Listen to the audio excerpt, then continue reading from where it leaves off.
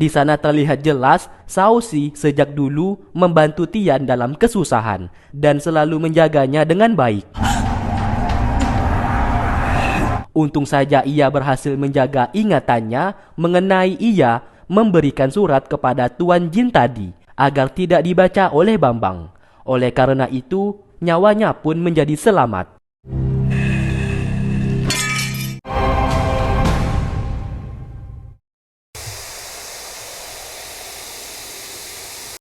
Terlihat Shao Xi dihukum atas misi yang selalu gagal ia laksanakan untuk menangkap Tian. Ia pun dicambuk hingga terluka. Setelah itu, Si Ming datang memberikan ia makanan. Ia tahu rasa sakit yang diderita oleh Shao Xi, dan ia juga tahu apa yang dilakukannya selama ini untuk melindungi Tian karena ia sangat menyukainya. Shao Xi menjawab, mustahil ia bisa menyukai Tian selama ia masih berada di tempat tersebut.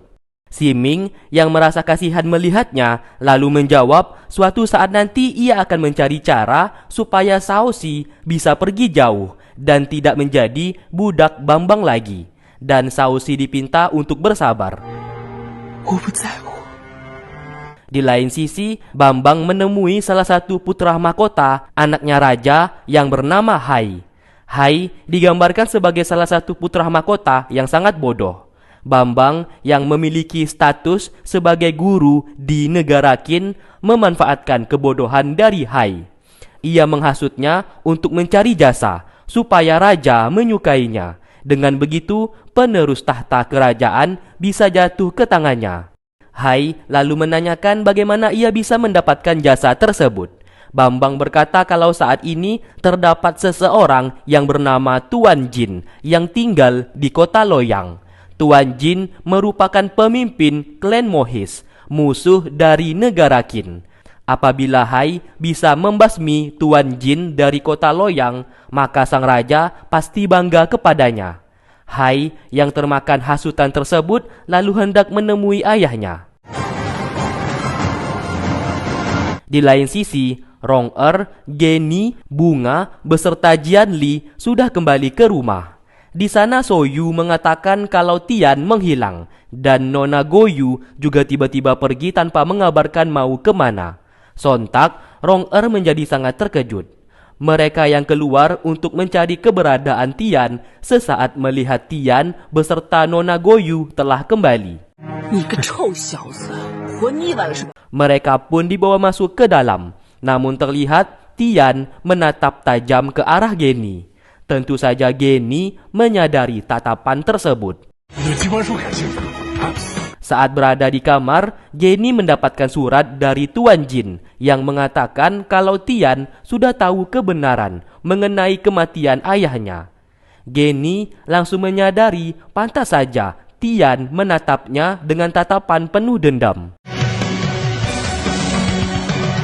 Sedangkan Tian saat ini sedang dirawat oleh Rong-er dan melihat tubuhnya sangatlah lemah. Akibat kekuatannya terus saja keluar dan tubuhnya belum siap menampung kekuatan sebesar itu. Maka dari itu semua orang dikumpulkan dan di sana Rong-er menyampaikan beberapa pesan kalau mereka tidak boleh membuat Tian bersedih ataupun membuatnya menjadi stres karena hal tersebut dapat membangkitkan kekuatannya. Apabila kekuatannya bangkit, resiko yang diterima tubuh Tian akan terluka dan tidak menutup kemungkinan nyawanya bisa melayang. Saat ini mustahil untuknya bisa menghapus kekuatan milik Tian. Satu-satunya cara adalah memperkuat tenaga dalam milik Tian supaya antara kekuatan dan tenaga dalam di tubuhnya bisa seimbang. Orang yang ditunjuk untuk memberikan tenaga dalam kepada Tian adalah Donggu. Di lain tempat, di kota Loyang, Tuan Jin pergi sebentar dan meninggalkan rumahnya.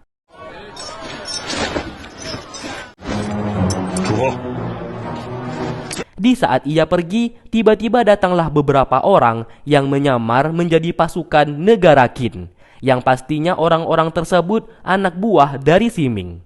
Alhasil, semua pasukan milik Tuan Jin atau bisa dikatakan pasukan dari klan Mohis ini terbunuh secara tragis.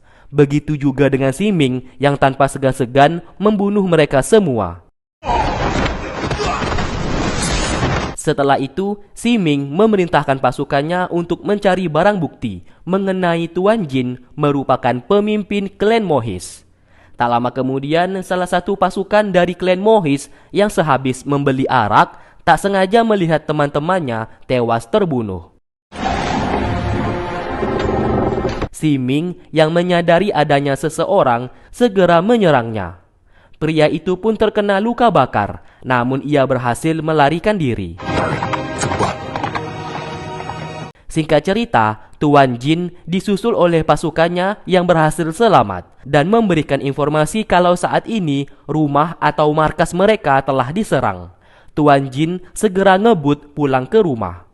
Sesampainya di rumah, ia pun masuk ke dalam dan melihat rumahnya seperti bekas dibakar.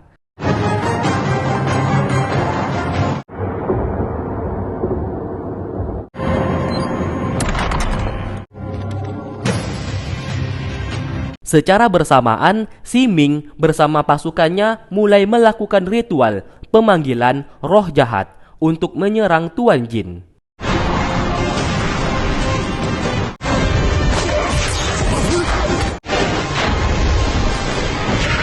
Di lain sisi, Hai, putra mahkota ini menemui ayahnya. Kebetulan di sana juga ada Fusu, yang juga merupakan putra mahkota tertua. Hai menunjukkan sebuah pelakat dan bukti-bukti kalau selama ini ada klan Mohis yang tinggal di kota Loyang mereka, dan orang tersebut bernama Tuan Jin. Apabila sang raja ingin membasmi klan Mohis ini, raja harus memberikan perintah kepadanya, dan Hai siap untuk membasmi klan Mohis dari kota Loyang. Melihat semua bukti tersebut, sang raja memberikan perintah kepadanya dan Hai akan memimpin 3.000 pasukan untuk membinasakan Tuan Jin beserta klan Mohis. Hai menjadi sangat senang dan siap melakukannya. Sementara itu, Fusu yang mendengarkan semuanya itu menjadi sangat terkejut. Kembali ke Tuan Jin. Ia berhasil mengalahkan roh jahat tersebut menggunakan tenaga dalamnya. Namun sayang, ia harus muntah darah di sana.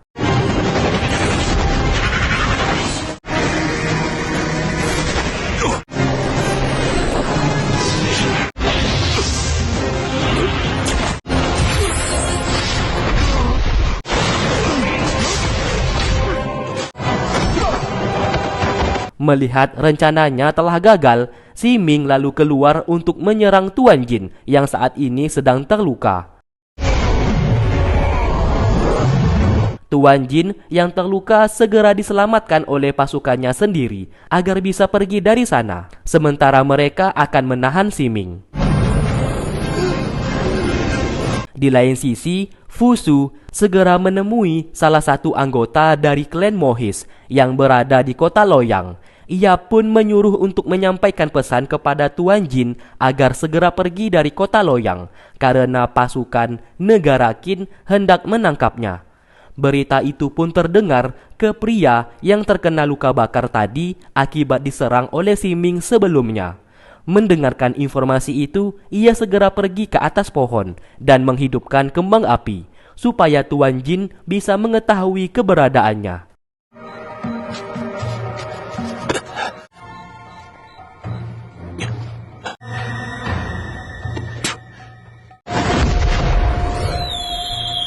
Tuan Jin yang melihat itu segera pergi ke sumber kembang api tersebut. Bambang ternyata sengaja merencanakan semuanya ini supaya negara Qin juga ikut campur dalam menghancurkan klan Mohis. Itu semua sebagai balas dendamnya karena Tuan Jin dan klan Mohis sudah berani mengganggu rencananya untuk menculik Tian. Dan Hai, putra mahkota yang bodoh itu, ia manfaatkan untuk semua rencananya. Singkat cerita, Tuan Jin berhasil bertemu dengan pria tersebut.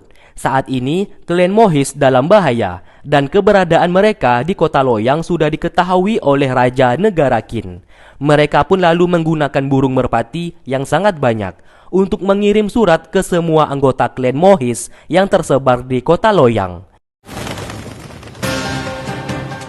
Mereka yang mendapatkan surat tersebut disuruh oleh Tuan Jin untuk membakar semua barang bukti dari klan Mohis, beserta bukti-bukti keberadaan mereka yang pernah di kota Loyang. Setelah membakar semuanya, mereka pun langsung berkemas pergi meninggalkan kota tersebut.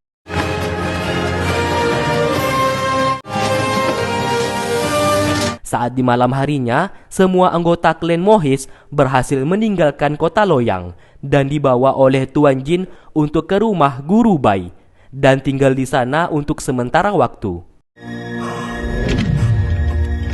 Saat masuk ke kamar, Tuan Jin menyadari tubuhnya saat ini terkena racun mematikan akibat dari roh jahat yang menyerangnya tadi siang.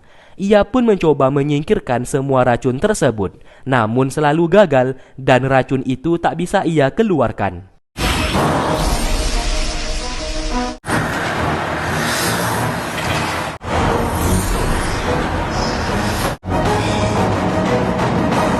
Setelah itu, semua orang dikumpulkan. Tuan Jin mengatakan kalau klan Mohis saat ini dalam bahaya. Satu-satunya cara untuk mereka semua agar bisa selamat adalah pergi dari tempat tersebut. Dan ada satu tempat yang paling aman, yaitu kota mekanisme yang diciptakan oleh Guru Bai. Di sana, mereka semua pasti aman dan pasukan negara Qin tak akan bisa mengejar ataupun menyusul mereka. Mendengarkan usul dari Tuan Jin, mereka semua pun setuju.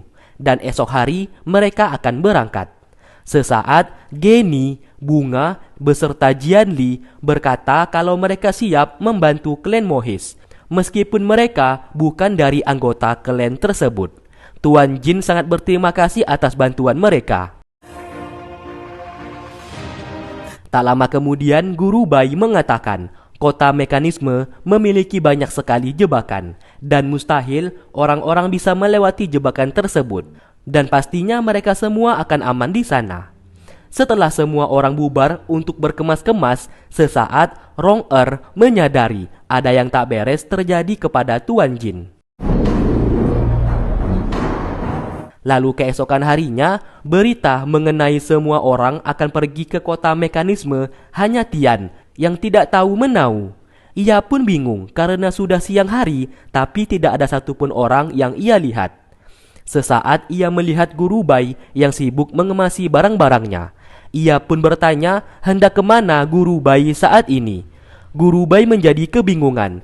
Ia pun berkata kalau hari ini semua orang akan meninggalkan tempat tersebut dan pergi ke kota mekanisme supaya aman.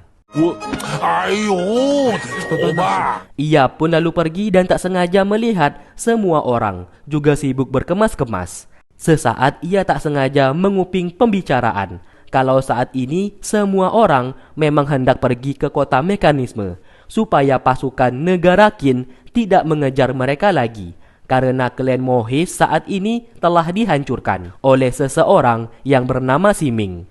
Sontak, Tian menjadi sangat terkejut akan hal itu dan ia pun teringat pernah bertemu dengan Siming sebelumnya. Setelah itu, ia pun kembali ke kamarnya sambil diberikan tenaga dalam oleh Donggu.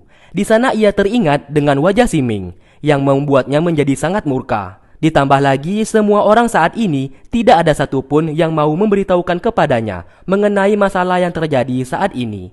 Ia pun lalu melampiaskan amarahnya kepada Donggu yang juga tidak memberitahukan kepadanya. Tian merasa saat ini ia seperti dikucilkan dan tidak dianggap ada. Di lain sisi, Rong-er sengaja menemui Tuan Jin yang sedang pergi ke makam istrinya. Di sana ia melihat tangannya dan menyadari Tuan Jin saat ini terkena sebuah racun mematikan. Tuan Jin lalu bercerita sehabis ia diserang kemarin, racun tersebut kini berada di tubuhnya. Rong-er menjawab, saat ini tidak ada obat penawar dari racun tersebut. Tuan Jin memang bisa menggunakan tenaga dalamnya untuk menekan racun itu. Namun apabila tenaga dalamnya telah habis, maka Tuan Jin akan tewas.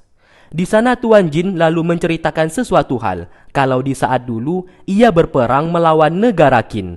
Anak istrinya ia tinggalkan di sebuah tempat karena dirinya hendak berperang.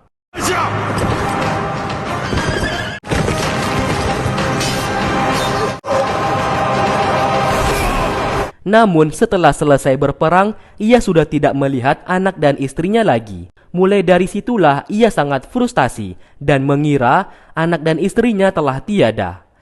Karena tidak memiliki arah tujuan hidup, ia pun masuk ke dalam klan Mohis dan mengabdi di klan tersebut hingga dirinya menjadi seorang pemimpin.